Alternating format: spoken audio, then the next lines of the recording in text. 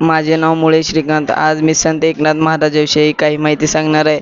संत एकनाथ महाराजांचा जन्म 1533 साली पैठण येथे झाला. त्यांचे आई आणि वडिलांचे नाव रुक्मिणी व सूर्यनारायण. त्यांचे पालनपोषण भानुदास महाराज म्हणजे त्यांच्या आजोबांनी केला. त्यांच्या गुरुचे नाव जनार्दन स्वामी आणि समाधी व निर्वाह इसवी सन 1599 फाल्गुन कृष्णदेव तीर्थात ते ब्रह्मांड विलीन झाले. संत एकनाथ महाराजांना आईवडिलांचे सहवास फार काळ लाभला नाही, म्हणून त्यांचे पालनपोषण त्यांच्या आजोबांनी केला.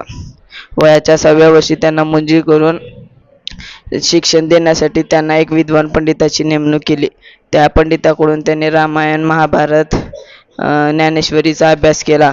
त्यांच्या पत्नीचे नाव गिरजाबाई. त्यांना 2 मुली व 1 मुलगा होता. 2 मुलीचे नाव गंगा व गोदावरी आणि 1 मुलाचे नाव हरी. त्यांचे कार्य व लेखन चतुश्लोक, भागवत, श्री अभंग कथा, स्वात्मबोध, लघुगीत टीका, हस्तमालक टीका. त्या संत एकनाथ महाराजांचे सामाजिक कार्य जातीभेद दूर करण्यासाठी त्यांनी आयुष्यभर प्रयत्न केला. महाराष्ट्रात त्यांनी वासुदेव चळवळ सुरू केली. यामध्ये घरोघरी जाऊन भेट देण्यात आले. घरासमोर उभे राहून त्यांनी भजन संमेलनातून धार्मिक संदेश दिला. धन्यवाद.